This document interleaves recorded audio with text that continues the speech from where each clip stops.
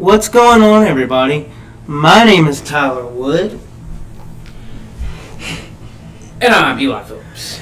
Welcome to the very first episode of the BenchWarmers Sports Podcast. And we wanted to bring you live, but apparently we just created our account today and it had to be up for 24 hours and we didn't get the notice. So, till now. So, first video is going to be a regular upload. Yeah, and I'm going to set our microphone back. It's picking up our voices big time. There we go. loud. Yeah. Just trying to keep it down low. And I just want to say this. This has been a very good dream of mine, doing this podcast, and especially, quite frankly, just talking about sports. I just love the environment and the world of that, and Tyler good at talking sports. I'm good at talking sports. All I've ever loved is sports, bro. Obviously, I love God. I'm a Christian, so I read my Bible. I love God, but hobby-wise, I love my sports. I love being outside, but as you can see, we're an apartment divided. Auburn, Alabama. I'm the Auburn fan. He's the Alabama fan. I'm a Braves fan. If you haven't watched our introduction video, go ahead and watch it. But we're going to try to bring y'all some of the latest sports news and the biggest sports news. We're going to try to talk college football. We're going to try to talk college basketball. Once the season starts, we're going to try to talk recruiting. We're going to talk baseball. MLB postseason's going on right now. Shoot, if we're still doing this in several years, we talk about the Olympics when the Olympics roll around. Talk about who's representing Team USA. Oh, yeah. Talk about college baseball, and, we're just going to talk about sports. And once we get going live, we can get people to call in, and hopefully we're going to start getting people on the show with special guests. I'm hoping to get some guys that will, that used to play in sports and know the games that they play with, and they will give us that kind of story where they kind of got recruited and how they started and their life changes and how they learn through the game and just their stories, and I'm excited to learn and hear that kind of stories they have for us. And I'll say we're in Prattville, Alabama, and we've got Montgomery just 5 minutes down the road, basically. But Prattville High School has produced some of the best college football players of all time. Prattville had that long high school run of going back to state for high school football, so many years, led by Coach Clark. Prattville just dominated. For a while, at first it was Hoover. Rush Prost ran Hoover High School as probably the number one high school in the state of Alabama for college, to produce the next level for college football players. And then Prattville took over, and then Hoover kind of picked it back up.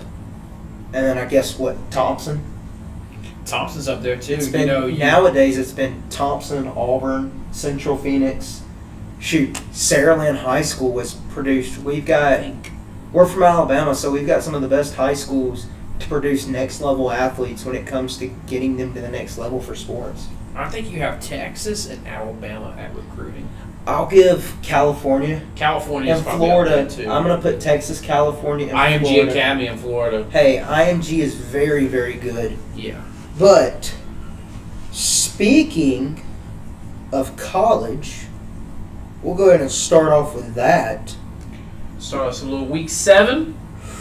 What do you think? Or what do you go? I said we reviewed week 6 and then we'll do 7. Let's go ahead and I'm going to go ahead and I can't talk, Auburn fan. It's been rough these last 4 seasons. But I'm going to go ahead and rip that Band-Aid off of you, buddy. How you feeling? Talk to us. What's going on? What happened, man?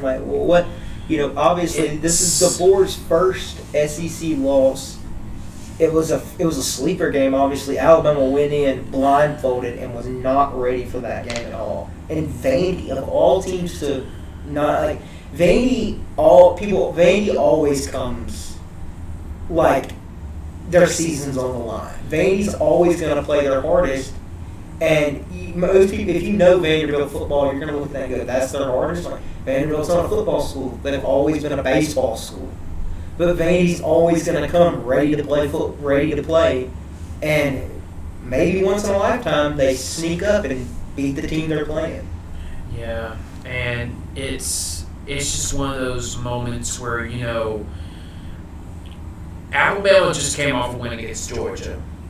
And, you know, they seen themselves on the AP poll at number 1. And, you know, you got guys saying like, "Oh, we're at the top of the world. You know, we're the best team right now. This is the Alabama standard." Like, and those kind of games, you know, like Vanderbilt, those are the kind of games you got to be most focused on, because when you beat a good team, you have to be focused on those kind of teams like Vanderbilt, because you don't want to slip off. Alabama didn't get that done. 24? Yeah. Let's see. Alabama didn't get that done. Alabama didn't get that done Saturday. Defensively, they didn't. And Vanderbilt was running the triple option the whole game, shut down that defense, and really just it was just one of those trap games, honestly. And like watching that game, it was just you give up 40 points to a Vanderbilt team that hasn't beaten you since 1984, and they came off an 0-60 losing streak of AP ranked like top 25 teams. So like it's just that's what Alabama was looking at. They were looking at, oh, this is not going to be a bad game, but they came off the wrong foot and they shot themselves in the foot. So, yeah. Tyler, what are your thoughts about what happened? Since in the last 10 years, Vanderbilt has only had 5 top 25 opponents face them. See, in the last 10 years, Vanderbilt has beaten only 5 top 25 ranked opponents. That's insane. And they beat the number 1 team this past weekend. And that's a good. That's a good win. That's impressive. That's a good win. 5. I'll admit, Auburn is dying, struggling big time, and Auburn's had more. But Auburn has always had a better football program than Vanderbilt. Oh, most definitely. You had some legends in that game. You've got. I mean, when I think of the greatest Auburn players of all time, when I think of some of the greatest Auburn teams of all time, I saw a TikTok today of a guy going, "How good was that 2004 undefeated team?" That Auburn team beat 3 top 10 opponents that season. Yeah. Beat 3 top 10 opponents and held them at 10 or less points. That defense held them at 10 or less. 10 points, 9, and then 6. And that Auburn team, that defense was, and the committee, and I finally just looked it up because I've heard so many different stories as to why Auburn was left out. But I honestly think Tommy Tuberville could have won Auburn a national championship that season. The committee denied Auburn a BCS championship spot because they claimed Auburn's schedule was not strong enough. Really? Yes, Auburn played a bunch of ranked teams that year, but a lot of them just kind of fell off at the end of the season. But Auburn was such a good team back then. You had that offense was insane. You had Devin Aromashidou as a wide receiver. You had 2 of the most dominant SEC running back duos in the world. In the country. You had Cadillac Williams and Ronnie Brown. Good grief! What I'd do to have those 2 back running the football. You had Jason Campbell at your quarterback position. Auburn was the best school in the SEC that season, and for them to just go 13-0 and beat Virginia Tech in the Sugar Bowl that season as well. Right. I mean, I have a poster, a Sports Illustrated cover of Jason Campbell on the front cover saying, a picture of him in the Sugar Bowl, of him holding the football in the pocket going, I don't care what anybody says, we're 13-0, we're SEC champions, we're national champions in our book. And, you had the 2010 team and the 14-0 2010 team that was just, I'm going to be honest, was not that good. It was led by Cam Newton, and it was a miracle of a season. But, for them to go 14-0 with Cam, who won Heisman, and came back down 28-0 and beat Alabama, or came back down 28-7 going into halftime, and to beat Alabama and to get Fine Lutzenkirchen in the end zone like that was a big deal. And Auburn just went into Georgia the next weekend and hung 50 points on South Carolina in the rematch in the SEC championship, and then kicked a game winner against Oregon in the Natty and won. I mean, that was a good Oregon team that year. It was a very, very good Oregon. Oregon was one of the best teams in the country that season. And, if it wasn't for Cam, Auburn probably would have had 4, 5, 6 losses that year. Oregon was undefeated that year. They didn't lose a game. As far as my calculations, they didn't lose a game, and both teams were undefeated. So we didn't have just one upset this past weekend. We had multiple. We had multiple upsets in the top 10. And then I'm going to be honest. I said at the start of this season, I said all off season, if you go back and do your research, the craziest college football season other than this was 2007. In 2007, I can't even think about how crazy it was, but 2007, apparently it was a bad year to be number 2. To be ranked number 2 in the country. The number 2 team ranked in the country was taken down so many times that season.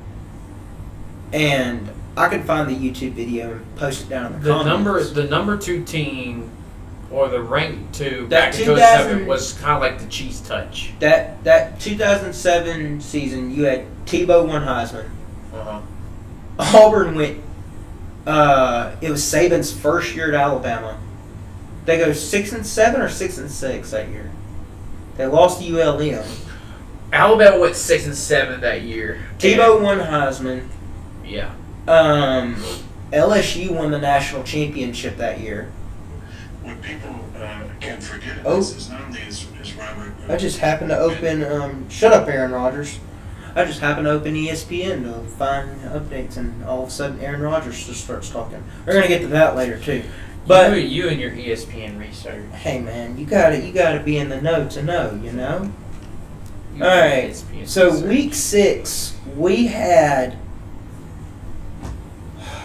Man, it's crazy. I thought Florida State was gonna do it this past weekend. You really? Dude, I really thought Brock Glenn was going to go in there and turn and win that game for Florida State. I mean, I thought that too, but I think Clemson was just a better talented team going to that game. Really, I just didn't see it.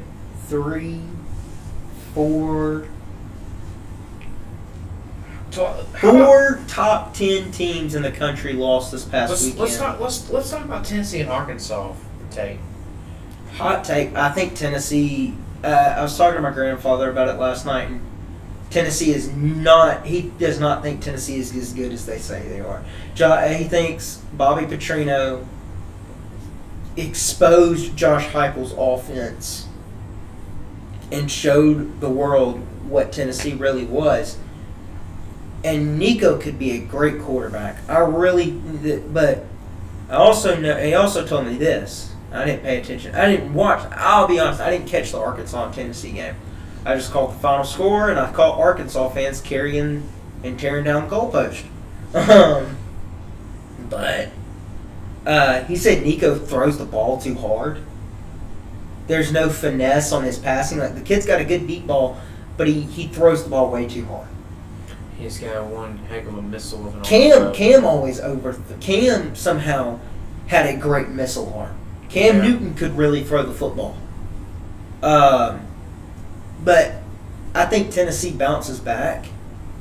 Tennessee gets. Let's see what Tennessee gets in this next Florida, week. the Florida Gators next weekend. They get this weekend. Yeah, they get Florida at home. But Florida is now doing a 2 Billy quarterback Napier. system. Billy Napier is playing like he's saving his job. The way I'm watching Florida play 2 quarterbacks at this point, I feel like I'm watching Steve Spurrier do the run and gun back in the 90s with them. Florida is just the way Florida's got their quarterbacks running off the field. If this is what saves Billy Napier's job, which I doubt it does, I still think he's going to get fired at the end of the season. I'm not going to say it, because it'll bite me in the butt when we record this next week. I think Tennessee beats Florida. I think Tennessee handles Florida this weekend. I think it's going to be maybe close in the first half. But I think Tennessee runs away with it. I'm going to have to agree with you, but something tells me that Florida will go into that game and really just expose Tennessee's offense for what it is. the offense that it really is. Brother, even the Florida Oklahoma has no offense. The Gators' defense is not that good. But Oklahoma has no team this year, and watch what Tennessee did to Oklahoma 2 weeks ago. Yeah, but that's Oklahoma. We're talking about I'm just saying, Gators. Tennessee though, is there the real question here is Tennessee's offense legit, or does it need improvement? Well, You're relying on I think either a freshman quarterback or a sophomore quarterback, whatever Nico is. I don't want to judge any Tennessee fans here, but let's just say y'all had 2, 3, or 4 cupcake games in the first week 4 games. I don't know, brother. They played NC State. That's NC State. I'm just saying. They've played since the Arkansas game. That's a non-conference game though. But they played 2 ranked teams. As soon as they played, you put 71 points on Kent State. You put 70 points on Chattanooga. Pine Bluff. But still won the game. Look at Ole Miss. Ole Miss has played nothing but sorry teams up until Kentucky, and Kentucky exposed them. Jackson Dart was easily supposed to be a top 3 quarterback. He got exposed by that Kentucky defense. I even had a thought that Jackson Dart could win Heisman this year. I thought Jackson Dart would be in New York. At first I thought, but as soon as they played Kentucky, I was just like, I give Jackson Dart credit. He's a good quarterback. he's just not there. And Lane Kiffin's a heck of a coach, too. Yeah. But, all right, who else lost? Missouri and Texas A&M. What do you think about that? Look, did we really expect? A&M's money is coming into play. All that money Texas A&M put on recruits to get in, and some of them are still there. I did not expect A&M to do what they're doing now. Mike Elko comes from Duke during the offseason, picks up a broken A&M team, and oh my gosh, I have no words for how A&M's playing right now. They were projected to finish right above Auburn in the rankings. They both Auburn and A&M were supposed to have like a win or a loss apart. They were both supposed to be middle ranking of the SEC rankings this year. And A&M is, I will give this, other than Arkansas, the most improved SEC team as of so far is A&M. A&M beat Arkansas. A&M beat Arkansas. So I'm going to go ahead and say it. Going into Week 7, A&M is the most improved SEC team as of so far this season. But does A&M hold up? A&M could still make the playoffs. Texas A&M could get into the playoffs. But you got Texas on your schedule though. Last game of the season. You lose to Notre Dame though in your first game of the season. Notre Dame, like I said, this is the year of the upset. There's so many takeaways going into Week 7 of the college football season. I stand on my comment that I think Ohio State wins the national championship. I think Ohio State wins the national championship.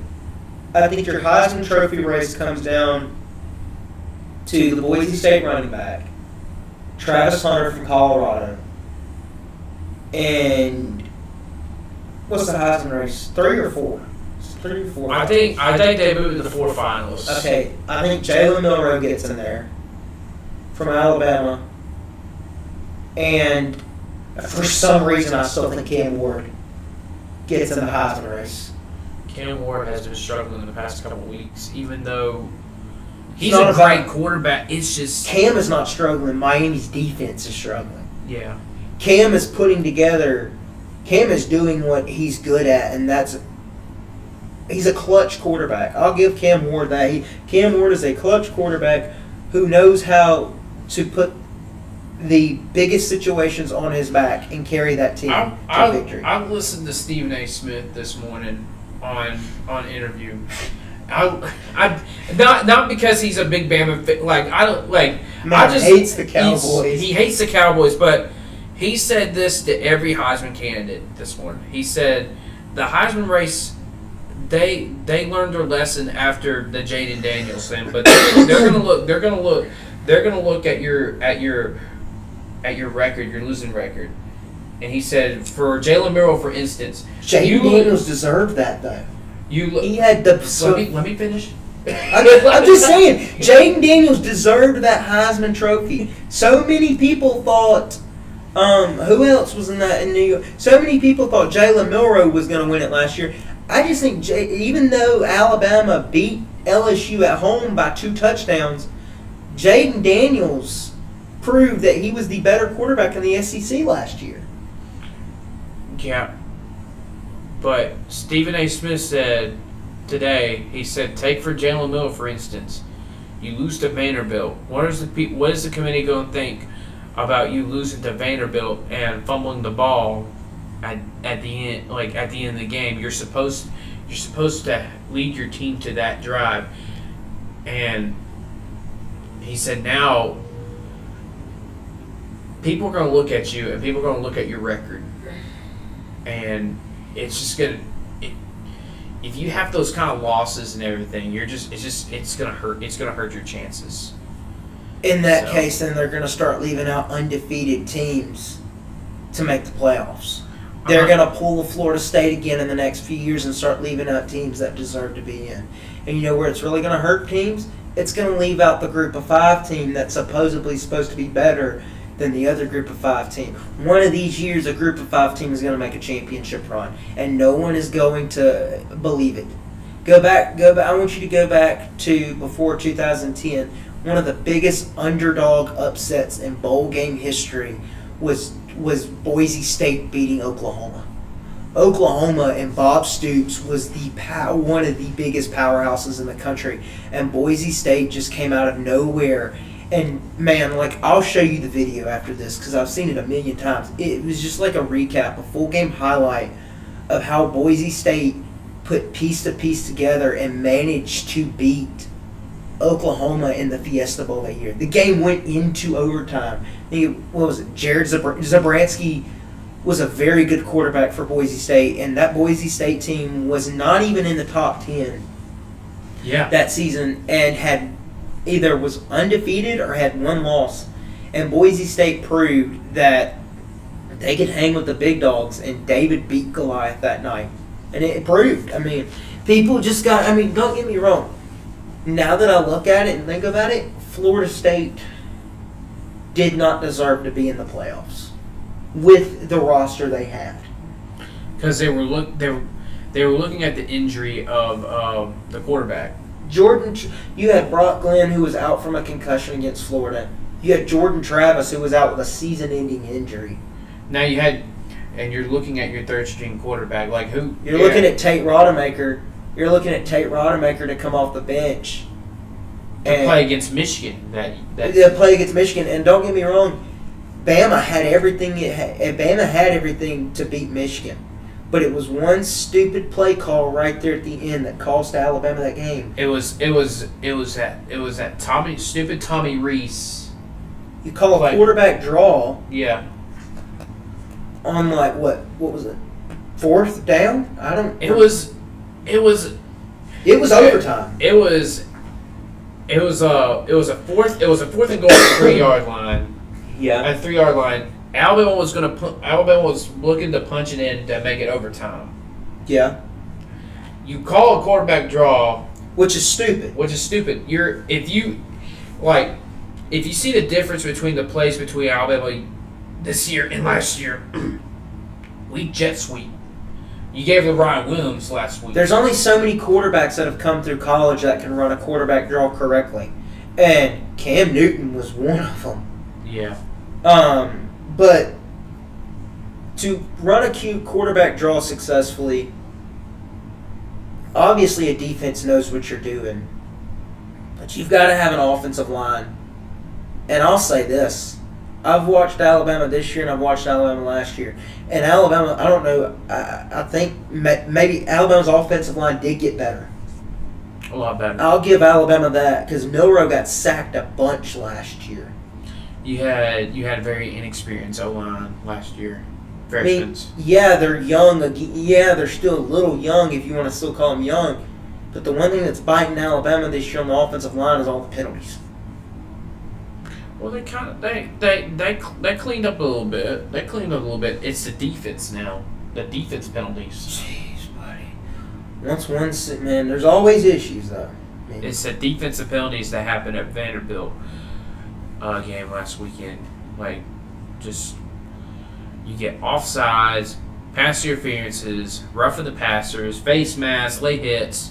All these penalties will hurt you down the road, especially in other games. And Alabama needs to clean them up. If you can't clean up penalties on defense, the defense wins games. And if you can't play defense and you can't clean up turnovers, it's gonna be a long season for you. So I'm gonna run down the rest of the schedule before we preview Week 7, and I want to ask you how you feel about the rest of the season.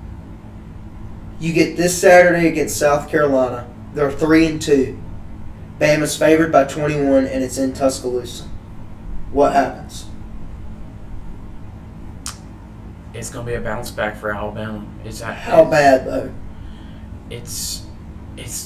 I don't think it's gonna. Does Beamer show up, keep it close in the first half, and Bama runs away with it, or does Bama just hit the gas at the beginning of the game and take off and never look back? It's gonna be a first half struggle, and then second half Alabama will dominate.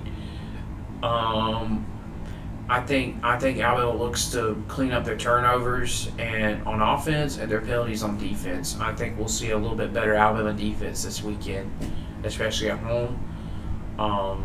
I think we will see some adjustments of turnovers offensively, and I think we'll see a bounce back win for Alabama. All right. Yeah. Next Saturday, the 19th, you get Tennessee. Probably rankings will be adjusted. You get either 5-1 or 4-2 Tennessee. Let's see here. Who's favored? Oh, the spread. Bama's favored. It doesn't show me the spread, but what you're looking at is 2:30 kickoff in Neyland. You either expose Tennessee's offense more, or Tennessee just comes in there and mops the floor with Alabama like Vandy did. It's not going to be a blowout. If Tennessee wins, they'll win the way Vandy did. Tennessee's just going to pass the football all game and just get first down after first down after first down, and it's what's going to shoot Alabama in the foot. Like I said, the defense has to play perfect. They gotta clean up the penalties on defense, and it seems to me that they can't. That they penalize themselves on the road. So, you really have to you have to have the adversity to really just bounce back. bounce back. So if Bama beats Tennessee, Then they're in good shape. all right, then you have Missouri at home. Just win or loss. I mean, I think Alabama wins that one too. I think you'll see. I think it's not going to be a blowout, but they'll win. They'll win very in a convincing kind of way. then you get to November 9th. You have your next away game. It's going to be a sleeper game. They're going to be ready, no matter how bad they are being four. They're 4-1. Yeah. They're 4-1, so I'm not hating. Then you have LSU in Baton Rouge, and right now the history when we have Alabama versus LSU at night in Baton Rouge is that I already expected it to be a close game. I already expected Brian Kelly, his team, LSU team's gonna be ready, and it's gonna be one heck of a game. Brian Kelly's 1-1 against Brian Kelly right now. He's all-time record. He's 1-2 against Alabama, but he's since joining the SEC, he's 1-1. But I think Alabama wins it, but close. You beat Mercer. Beat Mercer, of course. Okay. Then you hit the road going into Thanksgiving week. You head to Camp Randall. No, not Camp Randall, excuse me. You head to Norman, and you take on Oklahoma. Oklahoma's not as good as people make them out. Like, I'm going to be honest. There's so many 4-1 teams or 2-loss teams right now that look terrible that have yet to take losses. So you just have a win over Tennessee, you have a win over Missouri, and you have a win over LSU, and that will probably get you up into the top four. Alabama has to not underestimate their opponent because Oklahoma will be ranked 2. So you really have to go into that game and just be focused because you got the Iron Bowl next weekend. That weekend. Listen, I have no faith. But you got to understand that. Brother, it's been 14 long years. But the Iron Bowl is usually a fist for fist. When it's in Auburn. So, we work our voodoo. Like I said, turnovers, penalties, I'm just worried about the defense, really. What are we going to do? Run the football all night on y'all? I know, I'm talking about the Oklahoma game now. But just don't underestimate your opponent. Play right, focus, and I think I'm going to get some win. Oklahoma. You win the Iron Bowl. Wow. Do you win the Iron Bowl this year? All honesty. Yes. I think Alabama's got the edge at home. So you're calling a one-loss Alabama team? I'm calling a one-loss Alabama team. Do they make the SEC? Do they make it to Atlanta? As far as it looks like, a loss against Vanderbilt. At that point, you're pretty much in. I think you're in. I think Georgia takes another loss. I think you take on Texas in the SEC championship. So you're calling Alabama and Texas. I'm calling Alabama and Texas. At this point, if Alabama beats Tennessee, it's a lock. It's a lock. I'm going to say it's a lock. As an Auburn fan, I'm saying it's a lock. But if you lose to Tennessee, it's going to determine how Georgia finishes and how Tennessee finishes. You're looking Because at... if Tennessee beats Alabama, I see Tennessee either losing one more game or winning out. And that one more game loss is coming to Georgia. You're looking at an Alabama needs to beat Tennessee. If they do that, they control their own destiny. All due respect, and I'm going to end it here. We're fixing to swap sports. I don't have y'all beating Texas. Texas will win. I've been saying it since the start of the offseason. Texas is winning the SEC. All right. Let's see what we got here. we're gonna preview Week 7, and I'm gonna give you a list of games, and I want you to run me down what you think is gonna go down. This is in Josh Pate, big Josh Pate fan here. Pate State.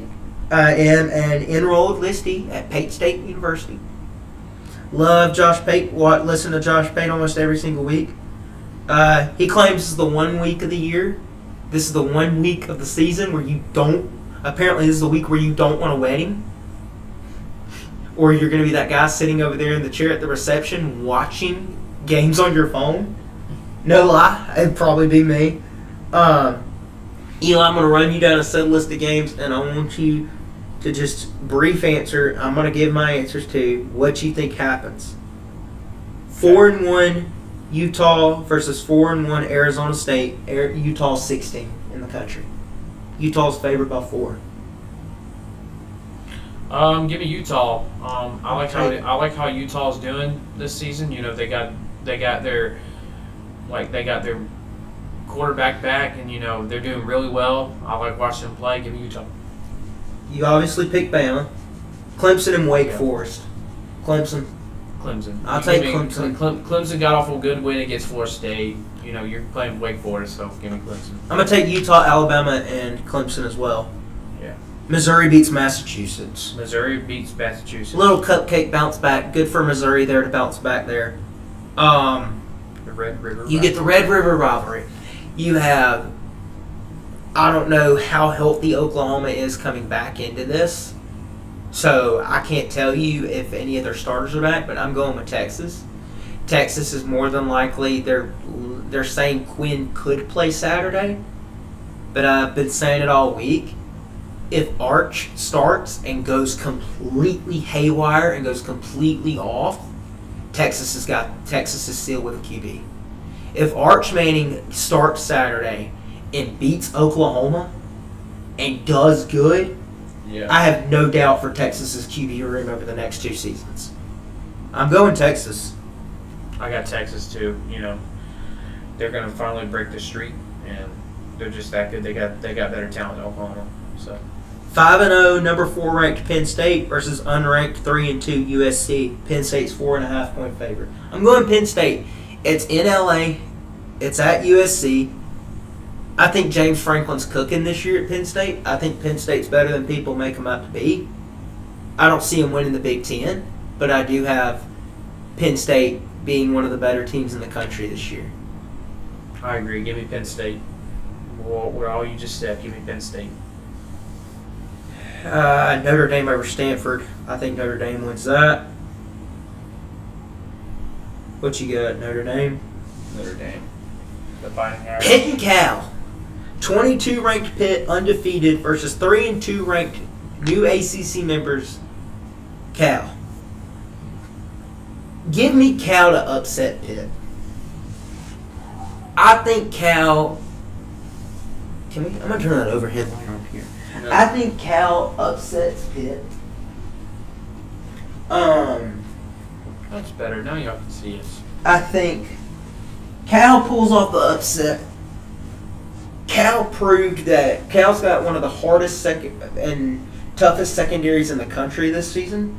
Right. I think it's in Pitt, so I think they go into Pitt and they beat them. It's gonna be a tough game, but I'll go with Pitt on this. I'll go with Cal. Excuse me, not Pitt. You know what? I'm gonna go on the California train with you. Give me California. You know, coming off with a, you know, slightly almost beaten Miami last weekend. You know, they got that talent. Cal is growing. They got that talent. So give me the upset. Give me California. They finally win against the top 25 team. Give me 4-1 Illinois beats 1-4 Purdue. This is a game. BYU versus Arizona. BYU's 14 and undefeated. Arizona's 3-2. I'm gonna go BYU. No, give me Arizona. I'm going Arizona to upset BYU. That's another. I'm calling another upset this week. No, I don't see that. Give me BYU.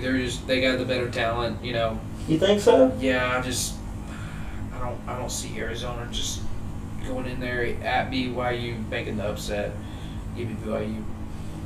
Georgia's gonna dog walk Mississippi State. No pun intended. Yeah, sorry, sorry, Cowbells.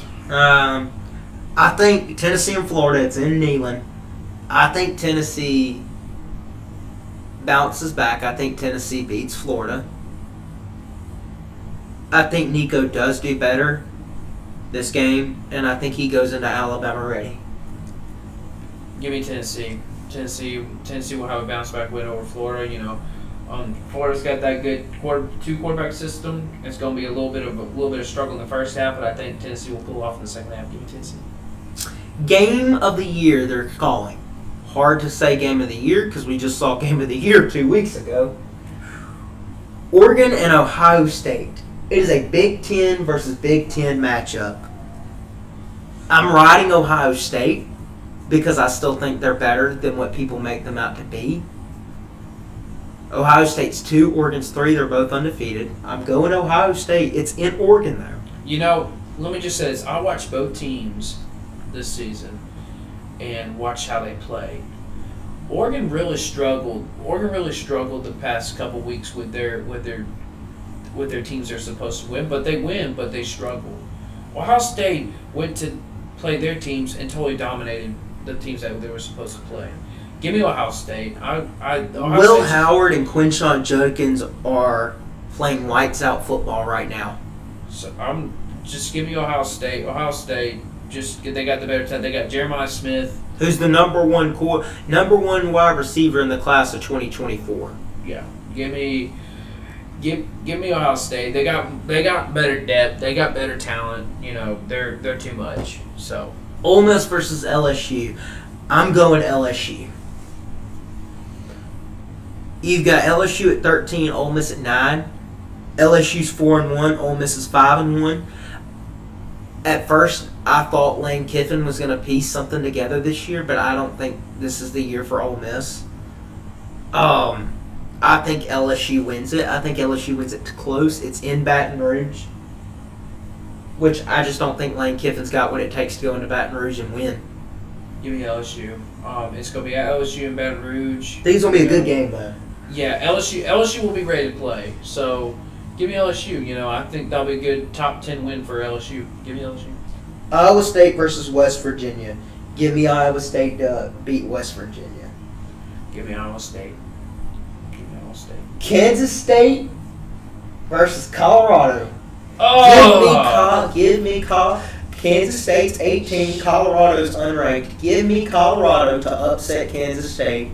I'm calling 3 upsets this weekend, people. 3. And if I don't, you call me out next week on the live. But give me Colorado. I think Travis Hunter continues to build on his Heisman. I think that Kansas State's good. I think it's going to be close. But give me Colorado to win. Give me Colorado. Really? It's in Boulder. Yeah, but I'm not a real big fan of Deion Sanders, Shador Sanders. I'm not a real big fan of those guys, but I know they're successful. They've done a good job with their Colorado. I just don't like how their character has been. But give me Colorado. They're just it's in Boulder. It's gonna be at home, so I think Colorado will be ready to play. Travis Hunter will go off and get his Heisman stock up. Yeah, just give me Colorado. Let's swap up sports for a minute as we finish up those picks. Whew. I'm going to go ahead and bite down, take a grain of salt with this comment. Sickened me to watch so many injuries go down for the Braves this year.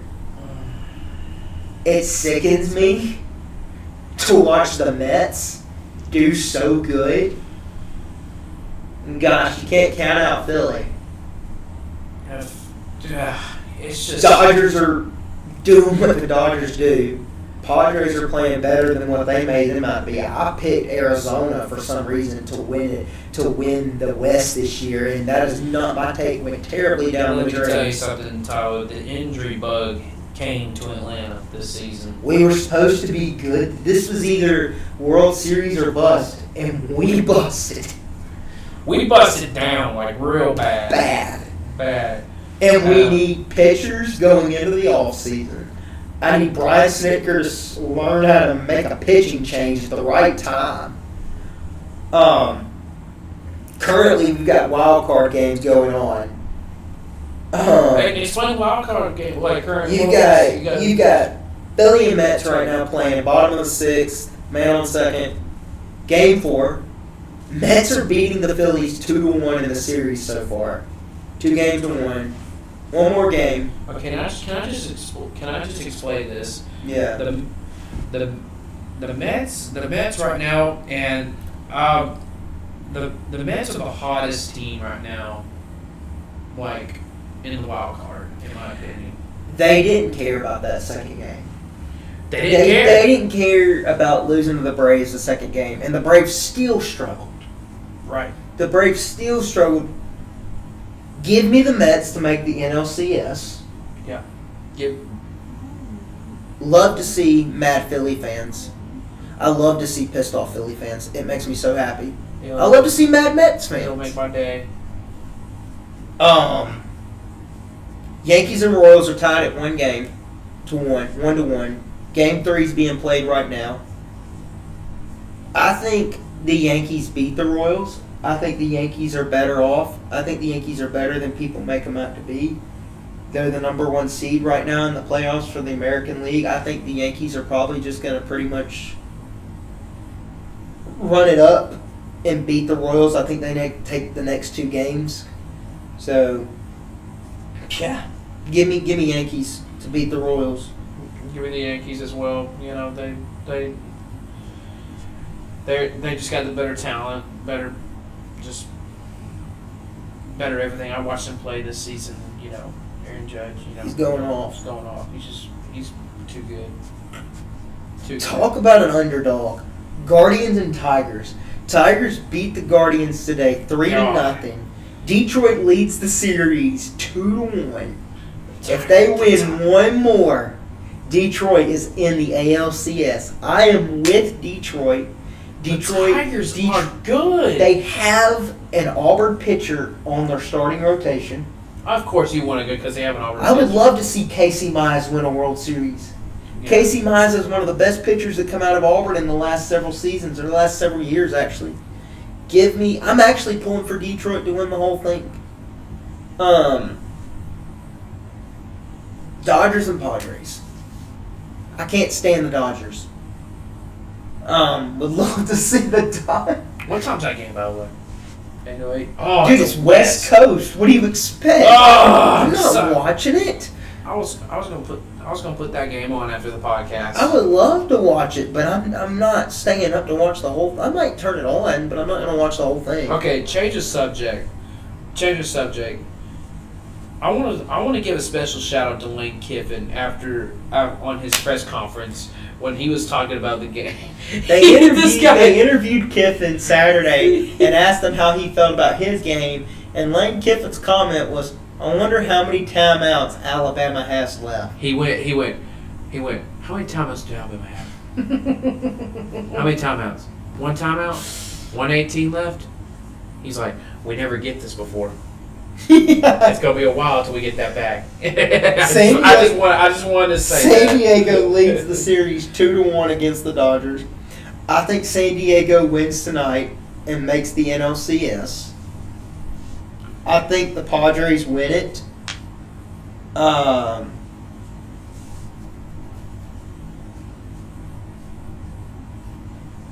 Yeah, give me San Diego. Padres are real good.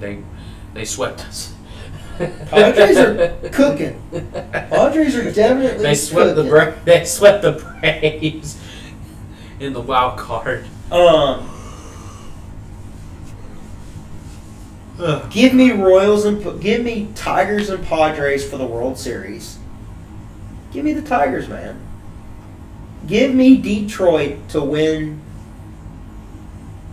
Give me Detroit to win the whole thing this year. Man, can you imagine? Could you imagine the Tigers winning the World Series? The Lions are doing good in the NFL right now. I don't even care about the Red Wings. I'm a Tampa Bay Lightning fan, but I don't even know how the Red Wings are going to do this year in hockey.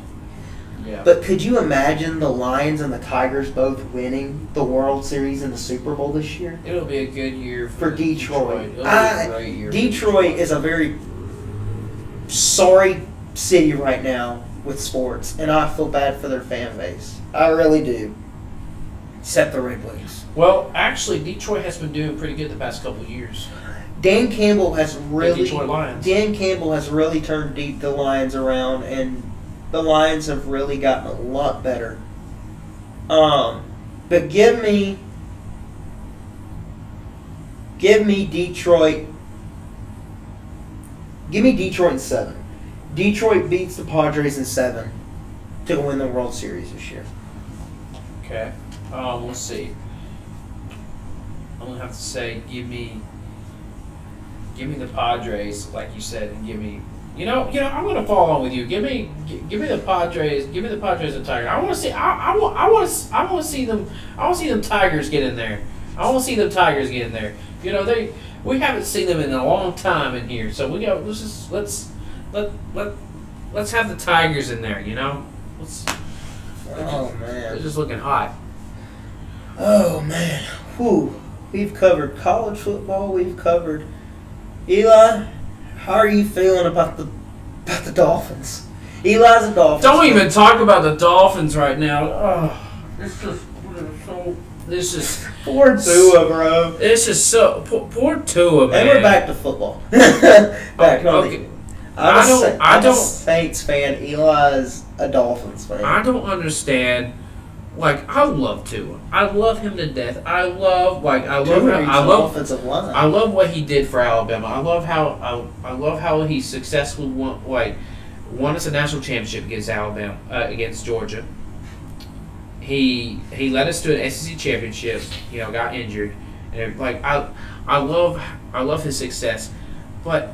Dude, just retire, dude. When your own family tells you to retire, that says a lot. Your own dad, your own mother, your wife tells you to retire. But we just got the news that he will be back at week 8. Oh gosh. Week 8. He's going to kill himself. He is going to kill himself. You just told me I've got 3 quarterbacks on my fantasy team. I've got 2 in an injured reserve. I've got Brock Purdy, who's been starting for the last 2 weeks, the last 3 weeks, and I've got Justin Fields that I just picked up as a free agent to pick up as a backup until Tua returned. I'm this close to dropping Tua and keeping just Justin Fields and Purdy for the rest of the fantasy season. I know you ain't going to watch this, Tua. I know you ain't going to watch this. I love you, brother. Well, let me tell you something. Put the pads up. Put the pads up. You're only letting you're creating your deathbed even more right now. A 23-year-old white boy from Prattville, Alabama, on a YouTube channel with 7 subscribers is telling Tua Tagovailoa to hang the pads up right now. Hang the pads. Hang the pads. You just need you're gonna kill yourself, dude. Just hang the pads. Go back with your family. Enjoy life, man. Like you have so many concussions right now. You need to let it go, man. Like, I know you love football. I get that, but please, for your own health, your family's sake, your wife's sake, your kids. Please, just hang the pads and, live your life. Saints fan here. Spencer Rattler. Thoughts on Spencer Rattler's story? Prophecy time to be fulfilled. It's time. No more Derek Carr. Spencer Rattler is going off. We're looking at the future. Who Dat Nation? Go Saints. It's time for a change. I see Shaheed going off this weekend. I see Olave going off this weekend. Give me New Orleans to upset Tampa. Oh, yeah. I like that pick. Going down, Tampa. We're coming back. England, we ain't winning out. Oh, boy. The Saints are not winning out. But give me the Saints to upset the Tampa Bay Buccaneers this weekend. I feel good as a Saints fan. We're starting our draft pick. Yeah. It's been forever since the Saints have drafted a quarterback. You don't realize how happy I am to know this. Give me Kamara to run the ball well. I think it's going to be close, but give me the Saints to just pull it off, man. Give me the Saints to pull off the upset. Meanwhile, the Dolphins are on a bye week, so and we're in rest mode. I'll tell you what, Monday night because we're injured. Monday night was difficult. Monday night was very difficult as a Saints fan. You know, I thought maybe the offense could get going, but Carr gets injured, and then I'm like, well, we lose to the Chiefs. I have to look at Taylor Swift on TV. I have to look at Travis Kelce bebopping and dancing during the national anthem. And I have to look at Kermit the Frog throw the football to Kadarius Toney or to whoever he finds wide open on that Kansas City offense. I can't stand the Chiefs. I'm starting to get to where I don't like Travis Kelce, and I sure as heck don't care about Taylor Swift. And the game was an Arrowhead this past week, so it was absolutely a terrible Monday night. It's so to say you had Taylor Swift in sports. And please not talk about her. We are a sports-based podcast. I'm No saying Taylor Swift on this podcast. I'm just saying it sucks, man. I'm just saying like it's just they have the camera on her every play. Not every play, but they had it on her a good chunk. I'll say, I'm gonna be honest. Justin Fields starting for the seat. Oh, the Jets fired their coach. Need I say more? The Jets fired their coach. And I don't think it was an office decision. I think it was an Aaron Rodgers decision. Do you think Aaron Rodgers had a part? I think Aaron Rodgers had a say in that firing. I don't think Aaron Rodgers liked his head coach. I think the Jets could be good with a good quarterback. You've got a Jets team that just needs to be worked on, but stop relying on a washed-up Aaron Rodgers to play quarterback. Aaron Rodgers, I agree. He's 41 years old. 40? It's time to whatever he is. It's time for him to retire. He's pulling a Brett Favre. He started in Green Bay. Now he plays for New York. Let's not talk about him. He's pulling a Brett Favre. He started in Green Bay. Now he gets traded to the Jets. Next thing you know, Vikings are going to bench Sam Darnold, and they're going to trade Aaron Rodgers to the Vikings. And the Vikings. You think that? No, I don't. But he's living the career Brett Favre literally lived. You think the Vikings are going to go to Aaron Rodgers and be like, "Hey, we'll give you Sam we'll give you $150 million guaranteed to come play for the Vikings." Hey, Sam Darnold's cooking. Sam Darnold is doing good. I don't think the Vikings are not interested in any quarterback right now because Sam Darnold's winning games. Oh, speaking of quarterbacks, Drake May gets to start this weekend for the Patriots. So you better kiss his career goodbye. Yeah. But at least you don't have Bill Belichick. Well, we're running out of time, guys. Thank you for watching our very first episode on the BenchWarmers podcast. My name is Tyler Wood. And I am Eli to the Phillips. We hope y'all have a great week, and we'll see y'all live next Wednesday night at 7. Bye-bye.